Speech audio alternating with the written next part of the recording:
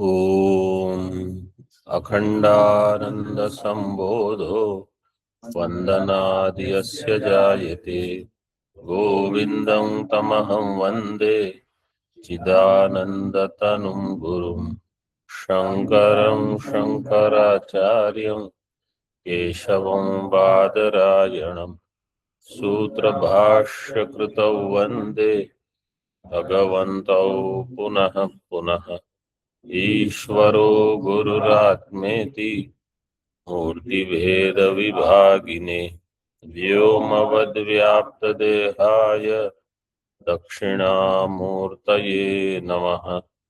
ओम शांति शांति शांति। सर्वम खल्विदम ब्रह्म, इस वाक्य का विचार चल रहा है। ये वाक्य महावाक्य है कि अवांतर वाक्य? अवांतर वाक्य। इसमें 455-56 श्लोक हम देख रहे हैं। 455 में कहा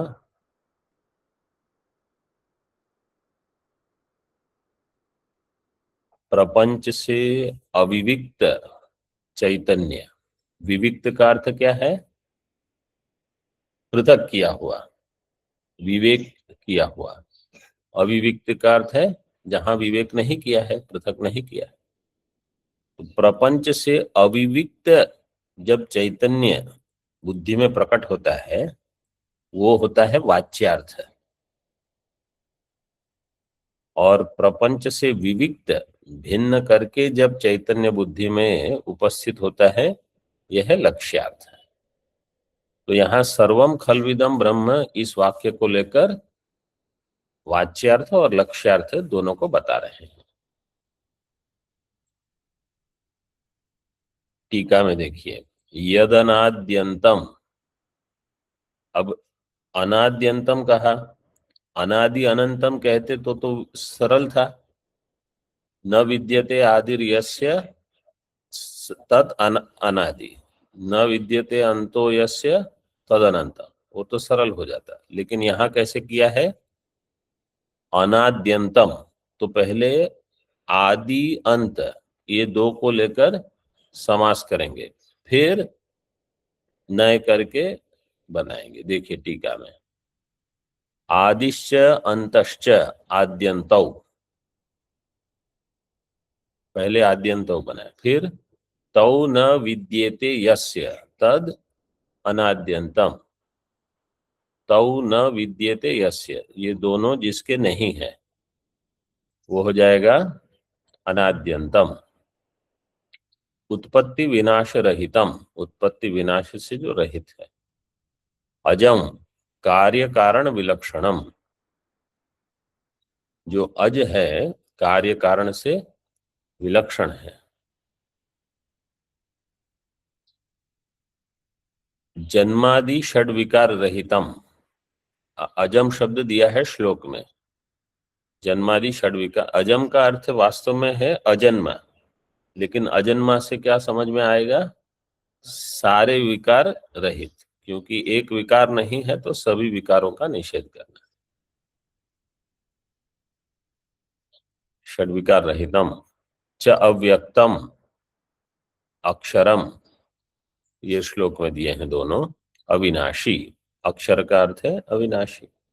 चैतन्यम महाप्रपंचेन सह अयोग्निवत परस्पर तादात्म्यात् अविविक्तम सत वर्तते। महाप्रपंच के साथ जैसे अयोग्नि, अय लोहा और अग्नि, ये दोनों परस्पर तादात्म्य जब करते हैं तो ये दो हैं, ये बुद्धि नहीं बनती। ये दो विलक्षण है, ये बुद्धि नहीं बनती, एक ही बुद्धि बनती है, यह है अविविक्तम। इसी प्रकार चैतन्य भी है यहाँ और जड़ भी है। जैसे पट देखते हैं, यहाँ चेतन भी है, मतलब ब्रह्म भी है, नाम रूप भी है। प्रत्येक वस्तु में ब्रह्म भी है, नाम रूप भी है। इसको कहा जाएगा अविविक्तम। अब हमारी बुद्धि में तो ये भी नहीं आता। हमारी बुद्धि में क्या आता है? ये पट है और पट ही है, इससे आगे और कोई चेतन है नहीं। तो इसलिए सर्वम खलविदम ब्रह्म, इस वाक्य का विचार करने के पहले थोड़ी अगर तैयारी हो जाए बुद्धि में, तब इस वाक्य का कम से कम इतना अर्थ समझ में आएगा। आगे विचार है इस पर कि यहाँ ब्रह्म भी उतना ही उपस्थित है जितना नाम रूप। वास्तव में ब्रह्म इससे अधिक सत्ता वाला है, नाम रूप न्यून सत्ता का है। न्यून सत्ता हम क्यों कहते हैं? ब्रह्म को हम क्यों कहते हैं पारमार्थिक सत्य है, जगत व्यावहारिक सत्य? ये भेद हम क्यों करते हैं?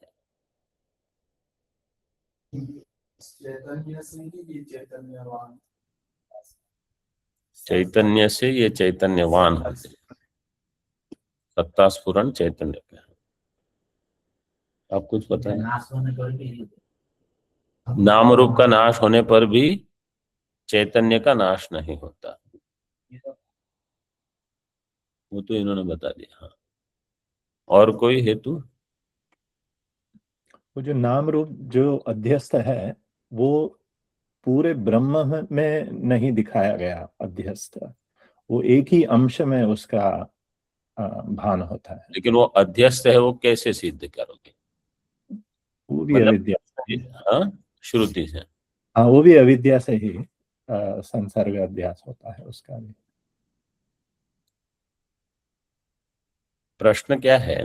ब्रह्म पारमार्थिक सत्य है, जगत व्यावहारिक सत्य है, ये भेद क्यों है? हम ऐसा क्यों कहते हैं कि ब्रह्म पारमार्थिक है, जगत व्यावहारिक है? पारमार्थिक किसको कहते हैं?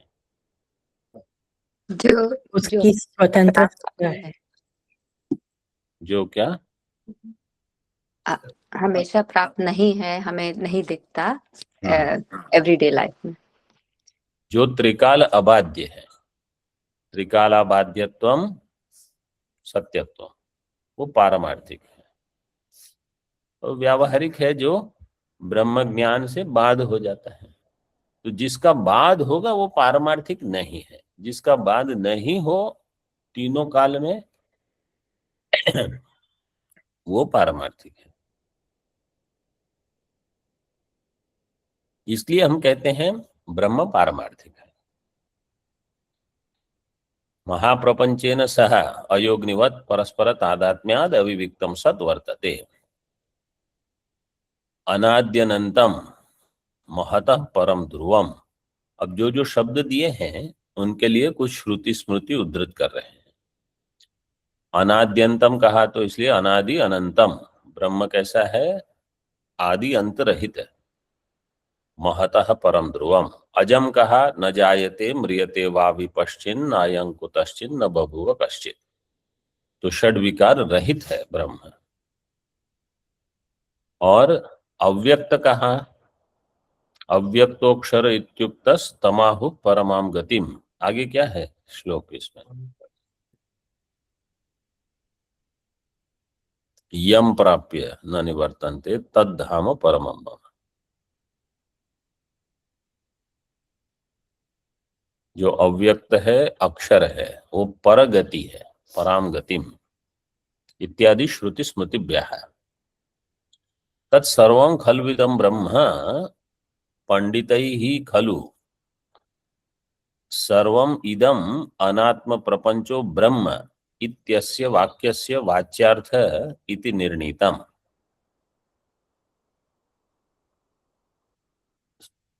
वाक्यस्य सर्वम खल्विदम ब्रह्म इति अस्य वाक्यस्य वाच्यार्थ कहा? कोई पूछेगा इस वाक्य का वाच्यार्थ क्या है, तो क्या कहते हैं?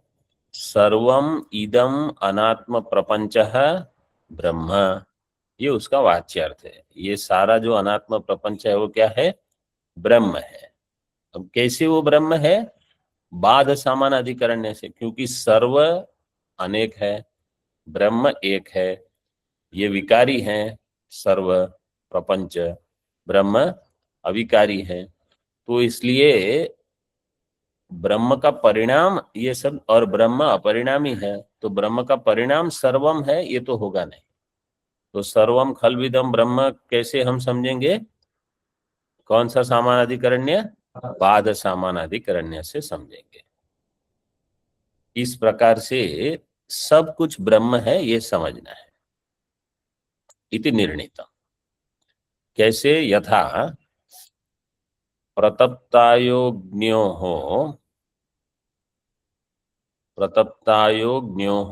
तादात्म्यात् एकत्वं दृश्यते, अविविक्तत्वात् तद्वद् आत्मानात्मनोरपि भ्रान्त्येकत्वम्। प्रतप्त अयः अग्न्योः, अय और अग्नि इनका अयोग्न्योः तादात्म्यात् एकत्वं दृश्यते, ये एक है ऐसी बुद्धि बनती है। अविविक्तत्वात्, क्यों? क्योंकि उनमें विवेक नहीं किया गया है, उनको पृथक बुद्धि में ग्रहण नहीं किया गया है। तद्वद, इसी प्रकार आत्मानात्मनोरपि भ्रांत्या एकत्वम, आत्मा और अनात्मा है इनका भी भ्रांति से एकत्व सिद्ध होता है। विविक्तम तत्तुरीयम अद्वितीयमेव ब्रह्म लक्ष्यो लक्ष्यार्थ इत्यपि निर्णीतम्। जो विविक्त है तत्तुरीयम अद्वितीयम, जब विवेक हो, प्रपंच से भिन्न ब्रह्म का ज्ञान हो, वो कैसा है? तुरीयम अद्वितीयम ब्रह्म, ये होगा लक्ष्यार्थ। इति अपि निर्णीतम्। कई ही निर्णीतम पंडितै ही, श्लोक में दिया है पंडितै ही निर्णीतम। ठीक है, अब इस वाक्य की थोड़ी अलग से मीमांसा करते हैं। पहले ये वाक्य कहाँ आता है वो थोड़ा बता देते हैं। छांदोग्य में 3 अध्याय में चतुर्दश खंड का प्रथम है ये, 3:14:1, 3:14:1। मंत्र कैसे है? सर्वं खल्विदं ब्रह्म तज्जलानिति शांत उपासीत, इस प्रकार से मंत्र है। तो छांदोग्य में पहले 5 अध्याय हैं, हम कहते हैं कि ये ज्ञान का प्रकरण नहीं है, पहले 5 उपासना आदि बताए हैं। तो प्रकरण से ये तो स्पष्ट रहता है कि यहाँ ब्रह्म विचार साक्षात नहीं बताया है, इसलिए इसको अवांतर वाक्य कहते हैं। पहले ये स्पष्ट हो जाए। अब सर्वम खल्विदम ब्रह्म ये बताने में उस वाक्य का तात्पर्य नहीं है। वाक्य का तात्पर्य क्या बताने में है? तज्जलान इति शांत उपासीत, वहां उपासीत विधिलिंग है। तो विधान किसका कर रहे हैं? उपासीत। किसकी उपासना करनी है? शांत उपासित। शांत का अर्थ है तुम शांत हो जाओ। सर्वम खल्विदम ब्रह्म है, इसलिए तुम शांत होकर ये चिंतन करो। वहां शांत का अर्थ क्या है? भाष्य आदि में दिया है, राग द्वेष रहित होकर सर्वम खल्विदम ब्रह्म। चूंकि सब कुछ ब्रह्म है, इसलिए किसी के प्रति राग, किसी के प्रति द्वेष मत करो। ये आपकी उपासना होगी, इससे शम दम की वृद्धि होगी। इसलिए ये सर्वम खल्विदम ब्रह्म कहा है। तो जहां संदर्भ पता ना हो ना, तो कहीं सर्वम खल्विदम ब्रह्म क्या है, महावाक्य है, इधर उधर कुछ ऐसा नहीं है। इसलिए सब ग्रंथ ठीक ठीक पढ़ने पड़ते हैं। तो जब ब्रह्म रूप सब कुछ है, तो किसके प्रति राग करोगे, किसके प्रति द्वेष करो? एक ही ब्रह्म है। ये इस वाक्य का प्रयोजन है। और वो ब्रह्म कैसा है? तो तज्जलान कहा। क्यों? तो तज्जम तल्लम तदनम इति तज्जलान, इस प्रकार से उपदेश है। उसी में सबकी उत्पत्ति, उसी में स्थिति, वहीं लय है सबका। अब टीका में देखिए, तो स्पष्ट होना चाहिए कि वाक्य किस लिए है। शांत उपासित, शांत होकर इसका चिंतन करो। जीवानां परिच्छिन्नत्व परिमार्जनाय, जीव जो है इनमें क्या है, परिच्छिन्नत्व, परिच्छिन्नत्वम परिच्छिन्नत्व परिमार्जनाय सर्वम खल्विदम ब्रह्म इति उपदेशः। सर्वम खल्विदम ब्रह्म इस परिच्छिन्नत्व के नाश के लिए नहीं है। सर्वम खल्विदम ब्रह्म परिच्छिन्नत्व के परिमार्जन के लिए है। परिमार्जन क्या है, मृजु शुद्धौ, ये धातु है, इससे ल्युट करेंगे तो हो जाएगा मार्जन।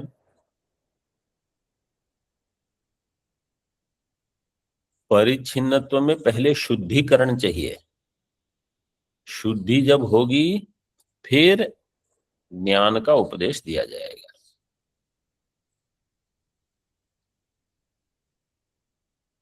परिच्छिन्नत्व परिमार्जनाय सर्वम खल्विदम ब्रह्म इति उपदेश।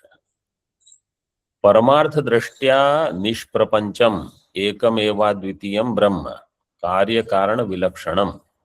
परमार्थ दृष्टि से जो निष्प्रपंच एकमेव अद्वितीयम ब्रह्म है, कार्य कारण से विलक्षण है। तथापि स्वाज्ञ दृष्टया नानेव भाति तस्मात् चतुष्पात्वम अध्यारोपितम। अपनी अज्ञान दृष्टि के कारण नाना इव भाति, अनेक प्रकार से ये भासता है एक ही लेकिन अनेक दिखता है। परमार्थ दृष्टया निष्प्रपंचम एकमेवाद्वितीयम ब्रह्म कार्य कारण विलक्षणम तथापि स्वाज्ञान दृष्टया नाना इव भाति, इसलिए चतुष्पात्वम अध्यारोपितम, इसमें ब्रह्म में चतुष्पाद, सोयम आत्मा चतुष्पाद, तो अयम आत्मा ब्रह्म सर्वम खल्विदम ब्रह्म, जैसे यहां कहा वहां कैसे कहा है,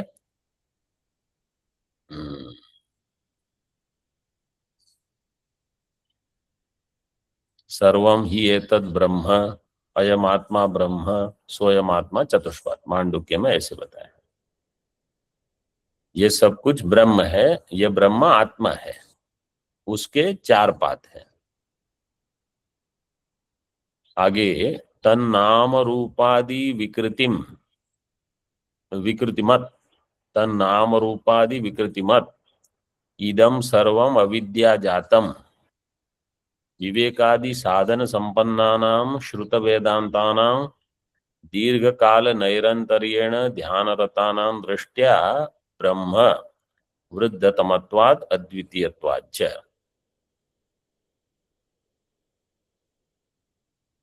नाम रूपादि विकृतिमत इदम सर्वम, इदम सर्वम क्या है, नाम रूप विकार वाला। अविद्या जातम समास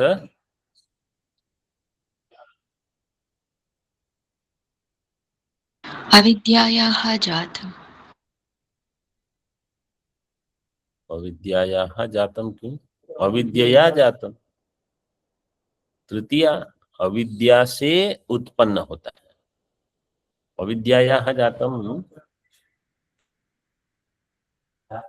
अविद्या,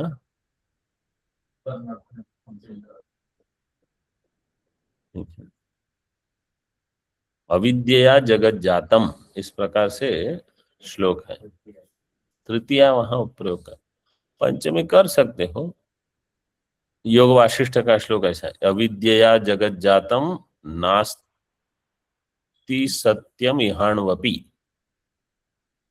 इह अणु अपि सत्यम नास्ति, वहां अविद्यया तृतीया में।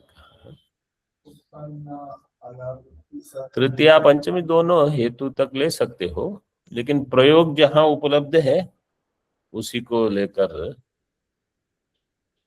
अविद्यायाः जातम।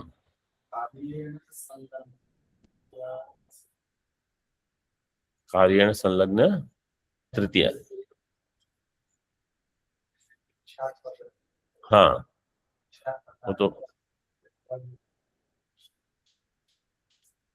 वो तो ठीक है, लेकिन यहाँ तो हमको अपादान बताना है। पंचमी भी हो सकता है, लेकिन प्रयोग प्रसिद्ध तृतीया में है जातम के लिए। अंडात जातम, अंडजम ऐसे बताएंगे, है ना।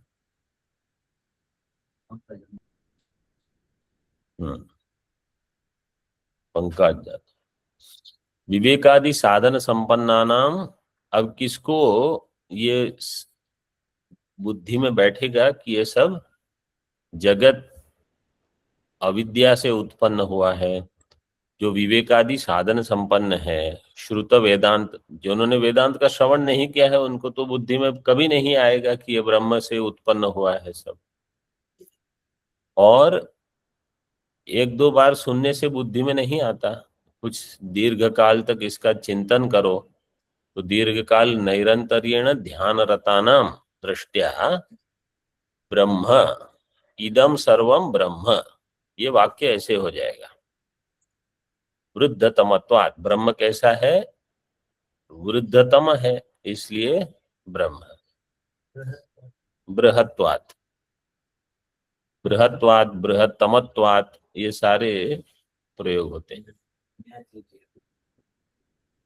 हाँ, बृहत पहले ही बता दिया, बृहत्वात् वो तो पहले 2 3 4 बार बता दिया है। अद्वितीयत्वाच्च, ब्रीहि धातु का अर्थ क्या है, बस वही दे दिया, वृद्धतमत्वात्, अद्वितीयत्वाच्च।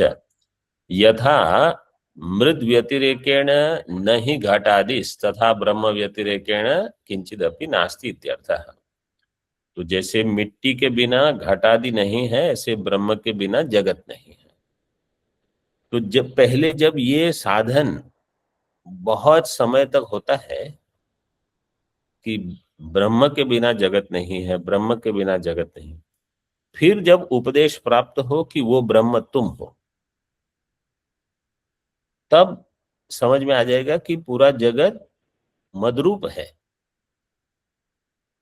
जब ये चिंतन नहीं हुआ सर्वम खलविदम ब्रह्म, और सीधे मैं ब्रह्म हूं, तो मैं ब्रह्म कौन हुआ फिर, जगत का कारण ये तो बना नहीं, क्योंकि मैं ब्रह्म कौन, कोई होगा ब्रह्म। जैसे अभी कुछ भिन्न नाम है, राम श्याम, बाद में नाम पड़ गया ब्रह्म, लेकिन मैं व्यक्ति हूं, वो पहले भी था अभी भी रहा। तो जब ये चिंतन हो जाए कि सब कुछ ब्रह्म है, सब कुछ ब्रह्म है, फिर जब उपदेश दिया जाए वो ब्रह्म तुम हो, तब पता चले अच्छा तो सर्वात्मक मैं हूं, सर्वरूप मैं हूं। तो जब तक यही वाक्य, इसलिए अवांतर वाक्य, लोग कहते हैं अवांतर वाक्य, हम तो उत्तम अधिकारी हैं, हम तो सीधे महावाक्य ही सुनेंगे। तो महावाक्य सुन के क्या होगा, कुछ नहीं होगा, क्योंकि जब तक इन वाक्यों पर विचार नहीं हुआ है कि जगत का कारण ब्रह्म है, केवल आप इसी पर चिंतन करो। जब ये स्थिर हो जाए, फिर वो ब्रह्म मैं हूं तो स्पष्ट हो जाएगा, नहीं तो कुछ नहीं होता।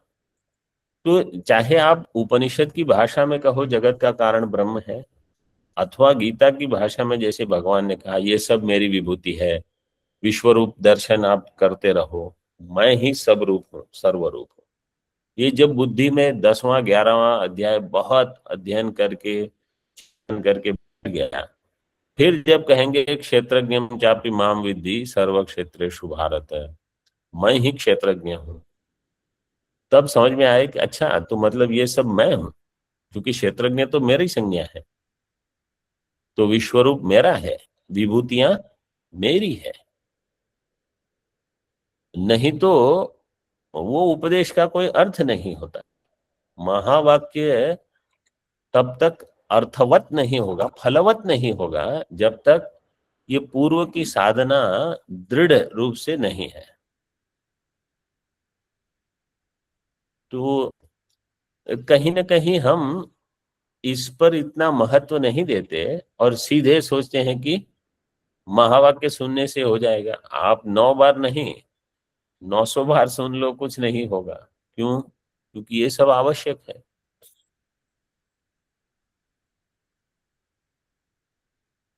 सर्वम, अभी देखिए, सर्वम खलविदम ब्रह्म, तो सर्वम क्या है वो बताते हैं। तेजो बन्नादि कार्य, मतलब सर्व से बुद्धि में क्या उपस्थित हो, जो जो वहां सत का कार्य बताया गया है, तेजो बन्नादि कार्य मतलब पंच महाभूत का कार्य, स्थूल सूक्ष्म कारण प्रपंचात्मना दृश्यत्व जड़त्व परिच्छिन्नत्वेन भासमानम,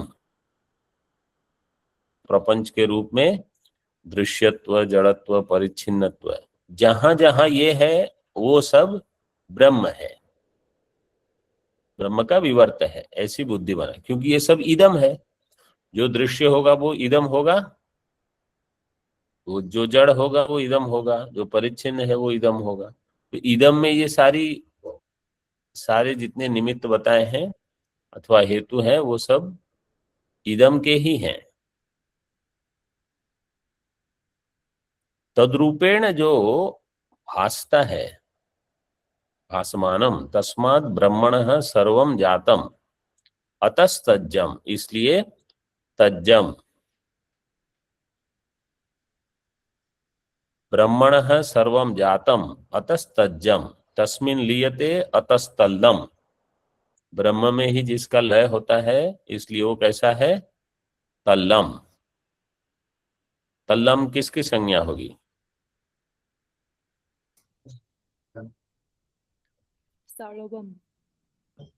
सर्वम, सर्वम तज्जम, सर्वं तल्लम, तथा स्थिति काले ब्रह्मणि अन इति, अन इति का अर्थ है प्र उपसर्ग पूर्वक अन करोगे तो प्राणीति, अनिति का अर्थ है अनिति प्राणीति, अन इति नहीं, अनिति, अनिति का अर्थ है प्राणीति, इति तद अनम, तो तज्जम तल्लम तदनम, तो क्या हो गया, ज ल न, ज से जायते, ल से लियते, अन से प्राणीति, तो इसलिए वहां कह दिया तज्जलान, सर्वं खलविदं ब्रह्म तज्जलान, यस्मात् तज्जलान तस्मात् तत्सर्वं खलविदं ब्रह्म इति।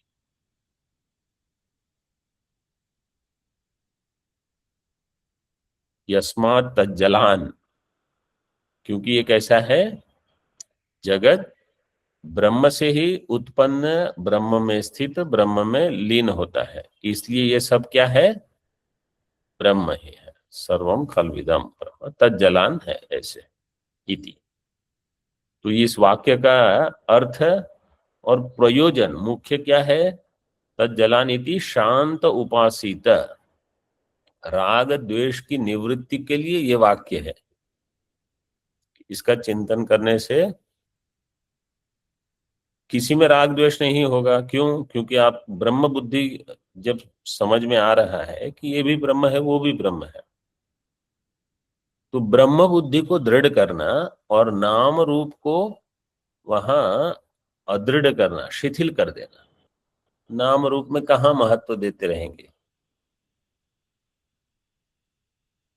तो स्वयं के भी नाम रूप में महत्व न रहे, अन्य के तो हम बहुत तुरंत ही नाम रूप में महत्व हटा देंगे। स्थूलाद्य ज्ञान पर्यंतम कार्य कारण लक्षणम दृश्यं सर्वमनात्मेति विजानीहि विचक्षण।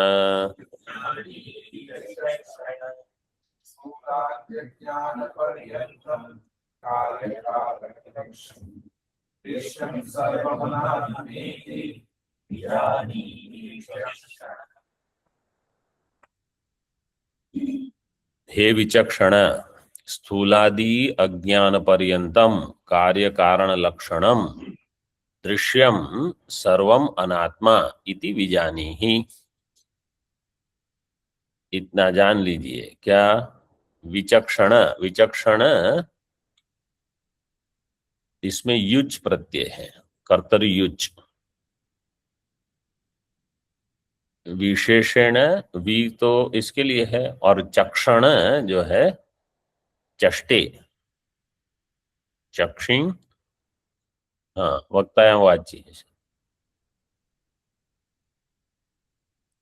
तो चष्टे इसका अर्थ क्या कहते हैं? हाँ वक्तायाम वाच्य। जो धर्मादि का स्पष्ट रूप से उपदेश कर सकता है, मतलब चिंतन करता है, उसको कहा जाएगा विचक्षण। ऐसा वाचस्पत्यम में दिया है। और ये कर्तरी युच प्रत्यय करने के लिए अनुदाते तश्च हलादे है, इससे अनुदाते तश्च हलादे है, इस सूत्र से युच होगा। जैसे इसमें अन्य शब्द भी बनते हैं, वर्तनः, वर्धनः, मीमांसनः, तो इसी प्रकार यहाँ चक्षणः, इसकी संख्या है 3-2-149 इस सूत्र की। 3-2-149 149।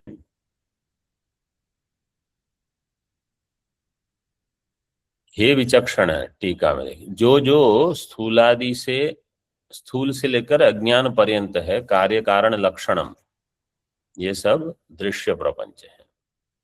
लक्ष्य धातु में ल्यूट करेंगे तो भी लक्षण हो जाए यहाँ, लेकिन विचक्षण के लिए युच दिया है, और ये सूत्र ऐसे शब्दों को बनाने के लिए दिया है। वहां लक्षण दिया नहीं है, देखना पड़ेगा। एक से अधिक तरीके से भी हो सकते हैं कोई कोई शब्द। दृश्यम सर्वम अनात्मा,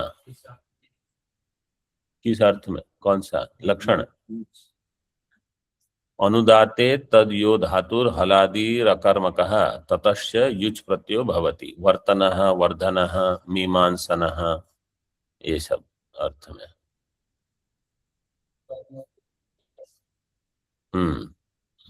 फिर सबकी वहां दी है पदकृत्या। हे विचक्षण, स्थूलाद्य ज्ञान पर्यंतम, स्थूल प्रवृत्ति मूला ज्ञान पर्यंतम कार्य कारण लक्षणम सर्वम विराट हिरण्यगर्भात्मकम, विराट हिरण्यगर्भ होढ़, ओके, विराट, विराट हिरण्यगर्भात्मकम कार्य प्रपंचम ईश्वरात्मकम कारण प्रपंचम दृश्यम, कार्य प्रपंच विराट हिरण्यगर्भ इत्यादि, और ईश्वरात्मक है कारण प्रपंच, ईश्वर है कारण ब्रह्म, सबका सब दृश्यम अनात्मा इति बीजानी ही। अब देखिए यहाँ एक अनुमान प्रयोग है, थोड़ा अलग प्रकार से अनुमान है। अत्रायम प्रयोग समस्त स्थूलादि अज्ञान पर्यंतम, क्योंकि श्लोक में जो दिया है स्थूलादि अज्ञान पर्यंतम कार्य कारण लक्षणम दृश्यम सर्वम अनात्मा, तो प्रतिज्ञा क्या करेंगे? स्थूलादि अज्ञान पर्यंतम सर्वम अनात्मा, हेतु क्या देंगे? दृश्यत्वात्। तो स्थूलादि अज्ञान पर्यंत जो है वो सब कुछ अनात्मा है, क्योंकि ये दृश्य है। अभी इसमें कुछ दृष्टांत देंगे, तो यहां दृष्टांत क्या दिया है? घट। तो कोई क्या आक्षेप करेगा? आक्षेप क्या हो सकता है इसमें?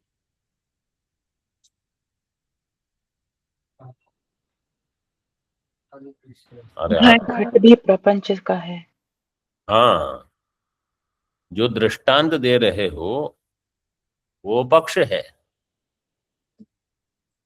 घट में, घट स्थूलादि अज्ञान पर्यंत उसी में है, तो जो दृष्टांत आप दे रहे हो वो तो पक्ष में है। जो पक्ष में होने से वो अभी सिद्ध कहाँ हुआ है? वो तो अभी साध्य है आपका। सपक पक्ष दृष्टांत के लिए क्या कहते हैं? सपक्ष होना चाहिए, है ना? सपक्ष सत्व, वो तो सपक्ष होना चाहिए। तो यहां आप घटवत कैसे कहते हो? तो इसका एक समाधान क्या है, आप व्यतिरेक्ति दृष्टांत दीजिए। तो व्यतिरेक क्या दोगे? व्यतिरेकेण, हाँ, तो व्यतिरेक किस में देंगे दृष्टांत? आत्मा देना पड़ेगा, क्योंकि बाकी सब तो अनात्मा सिद्ध कर। अभी आत्मा दृश्य है कि नहीं वो आपको श्रुति से फिर सिद्ध करना पड़ेगा। मतलब अनुमान करना इतना सरल नहीं है। कोई कहेगा हाँ हम भी अनुमान कर लेंगे, आप जब अनुमान लिखने बैठोगे तब प्रश्न होंगे कि सपक्ष है विपक्ष है, क्या है इसमें दोष, तब पता चलेगा कि एक साधारण अनुमान लिखना भी सरल नहीं। लेकिन इस प्रकार से प्रयोग कब होगा, जब एक देश में ये जो व्याप्ति है ये सिद्ध है। पक्ष के एक देश में व्याप्ति सिद्ध है। क्या व्याप्ति सिद्ध है? व्याप्ति इसमें क्या है? अनात्मत्व। यत्र यत्र दृश्यत्वम तत्र तत्र अनात्मत्व, ये व्याप्ति है। ये व्याप्ति आपको घट में मिलती है कि नहीं? मिल गई कि घट दृश्य है और घट मैं नहीं हूं। अनात्मत्व का अर्थ क्या है? मैं घट नहीं हूं। ये तो बुद्धि बालक को भी है। ये व्याप्ति मिल गई, इस व्याप्ति के बल से आप आगे पक्ष में सिद्धि करोगे। तो दृष्टांत का प्रयोजन क्या होता है ये स्पष्ट होना चाहिए। दृष्टांत का प्रयोजन क्या है? व्याप्ति ग्रहण का वो स्थान है जो जहां व्याप्ति मिल गई, उसको लेकर आप आगे उसको सिद्ध कर सकते हो। तो पक्ष के एक देश में अगर कुछ प्राप्त है, जहां व्याप्ति उपलब्ध है, हेतु साध्य वहां दोनों रहते हैं, उसको दृष्टांत आप बना सकते हो। भले वो पक्ष में भी हो सकता है। जैसे दृष्टांत क्या देंगे हम?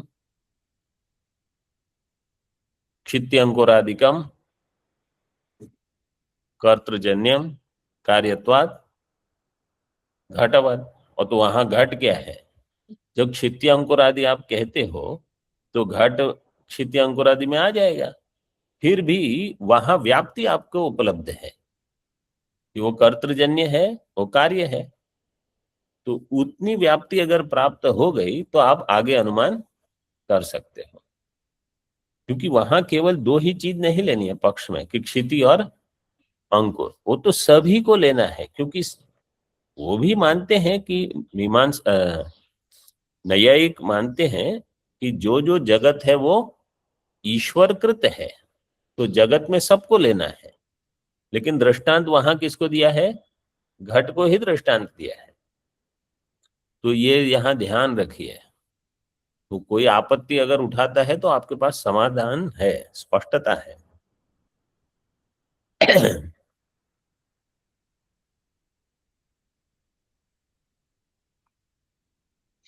ऑनलाइन वाले सभी को इस समझ में आ गया?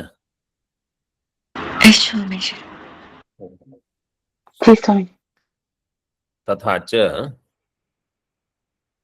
स एव प्रपंचो यन्मूला विद्या कार्यात्मको अवस्तु स्वरूपो मिथ्या दृश्यत्वात् जड़त्वात् परिच्छिन्नत्वात् शुक्ति रूप्यवत्। यही प्रपंच, समस्त जो प्रपंच है, मूला विद्या कार्यात्मक, मूला विद्या का कार्य है। अवस्तु स्वरूप, अवस्तु स्वरूप है, मिथ्या है।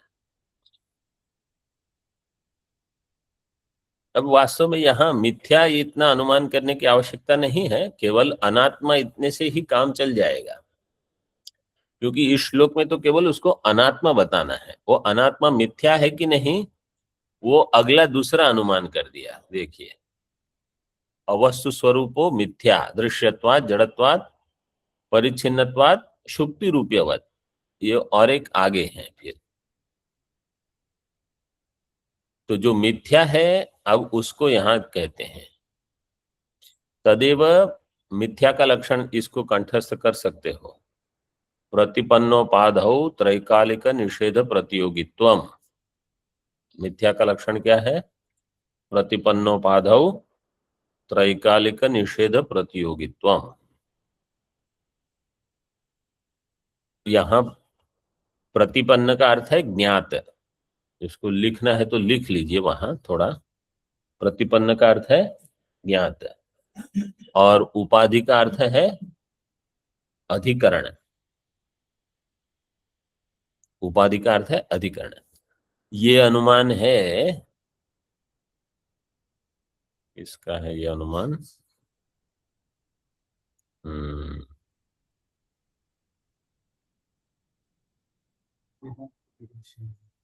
नहीं, ये चीज सुखी का नहीं है, ये विवरण विवरण का है। प्रकाशात्मन, आचार्य प्रकाशात्मन ने विवरण में दिए। अद्वैत सिद्धि में 5 अनुमान है, ये दूसरा है द्वितीय। पहला है वो पंचपादिका का, इसलिए हम क्रम से ही याद रखते हैं। ये द्वितीय है, द्वितीय जो है वो विवरण का है। तृतीय भी विवरण के 2 है। मिथ्यात्व के लिए 5 अनुमान है। पहला मिथ्यात्व का अनुमान पंचपादिका का, द्वितीय तृतीय विवरण के, चतुर्थ चित्त सुखी का, और 5वां है आचार्य का नाम है आनंद भट्टारक है। ग्रंथ का नाम है न्याय, क्या मतलब आचार्य वेदांत के हैं, न्याय के आचार्य नहीं। क्या क्या ग्रंथ बताया आपने?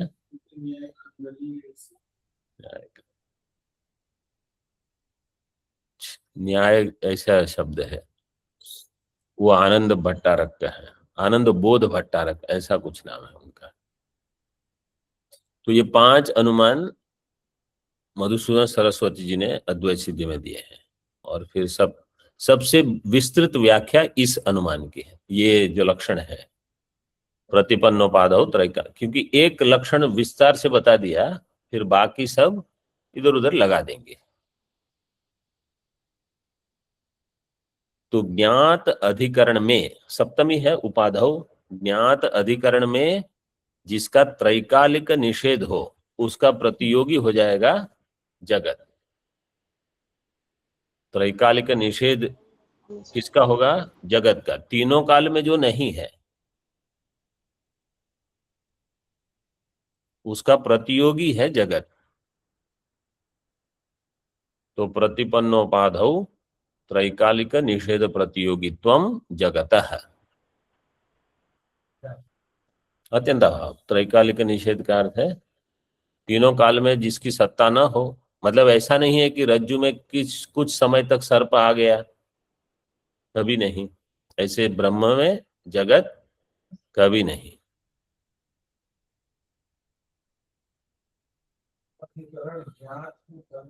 अधिकरण मतलब अधिकरण ज्ञात नहीं होगा तो मिथ्या कैसे होगा? अधिकरण ज्ञात का अर्थ क्या है? जैसे रज्जु में सर्प का ज्ञान हो रहा है, लेकिन रज्जु के आधार अंश का ज्ञान होगा। आधार अंश और अधिकरण याद है, बताया था पहले। बताइए आप।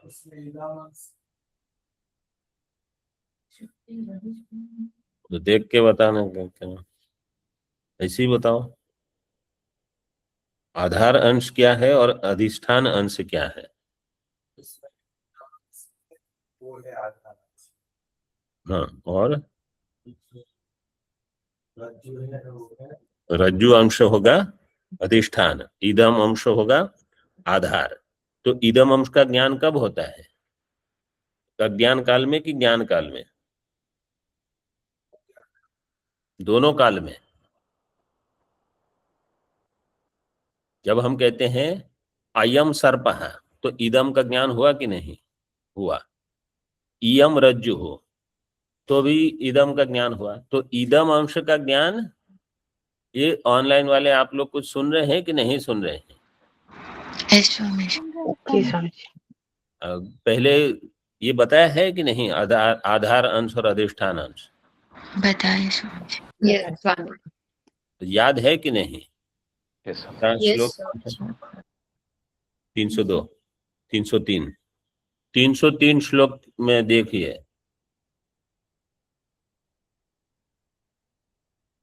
स्वामी जी 303 में देखिए।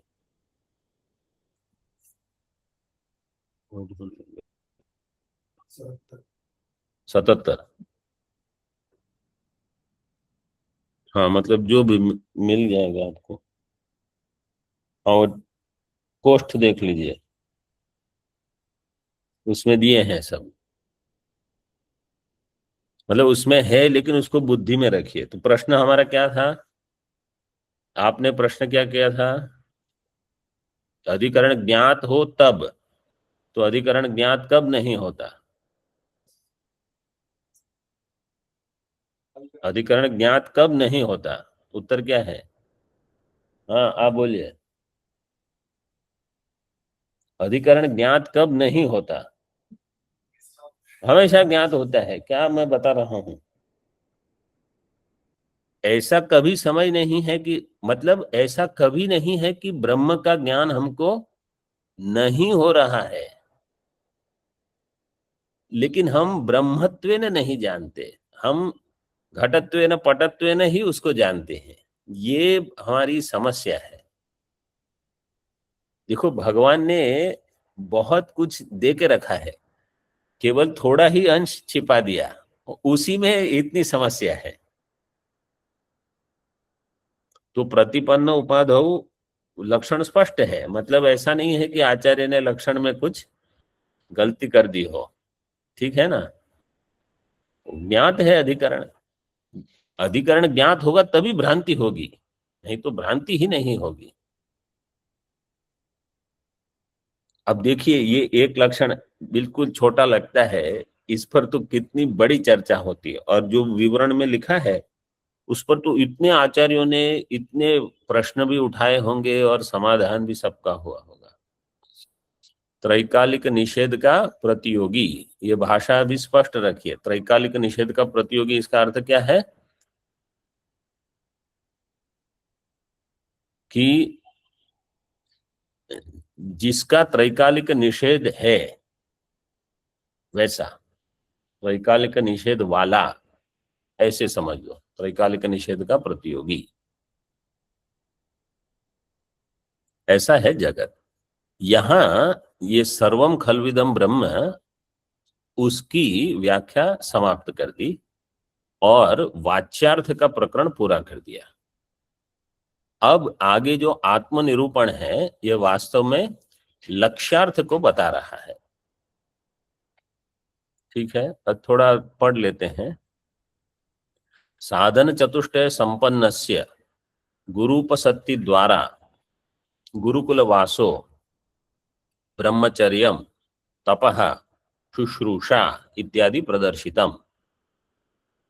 पहले साधन चतुष्टय बताया इस ग्रंथ में, इसके बाद गुरु उपसत्ति बताई, गुरु उपसत्ति के द्वारा गुरुकुलवास ब्रह्मचर्य तपः शुश्रूषा, शुश्रूषा शब्द जो है इसका अर्थ क्या है?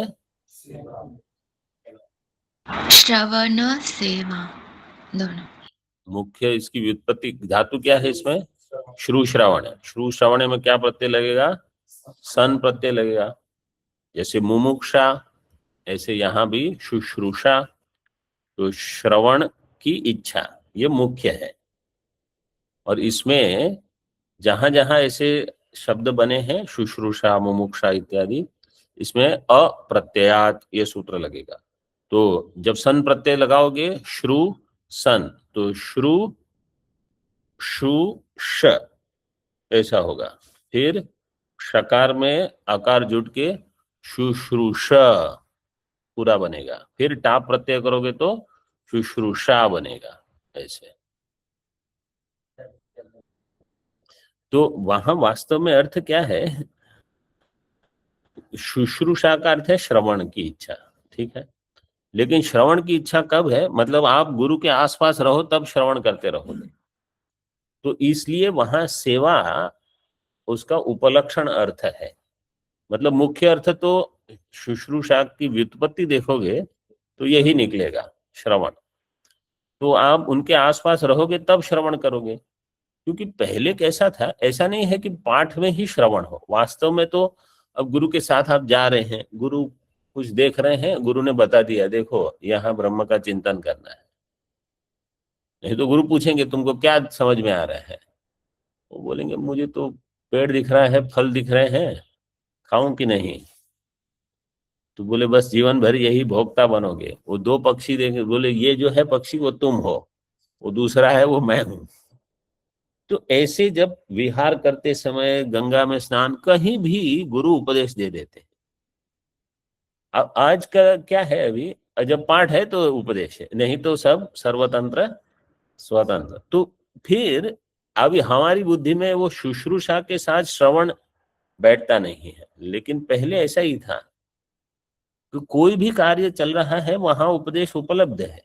ऐसे नहीं कि जब पुस्तक खोली है तभी उपदेश होगा, जब पुस्तक बंद है तो ज्ञान कैसे होगा, मेरी बुद्धि भी हम बंद करके रखते हैं, ऐसा नहीं। तो पहले ऐसा ही था। अब आप श्वेत केतु उद्दालक का देखेंगे ना, जितने दृष्टांत दिए हैं सब वहीं के हैं। वो नदी का कुछ बोल दिए, मधुमक्खी को देखकर दृष्टांत दे दिए, और ये बरगद का फल, उसको लाओ, उसको तोड़ो, उसमें देखो। वो ऐसे ही बाहर ही सब होता है। हमारा अभी क्या है कि सब कमरे में बंद। तो पहले तो बाहर, पहले यहाँ भी पाठ कैसे बाहर ही तो चलते थे। जब सूर्य का प्रकाश हो तो पाठ, अंधकार हो तो नहीं, बस।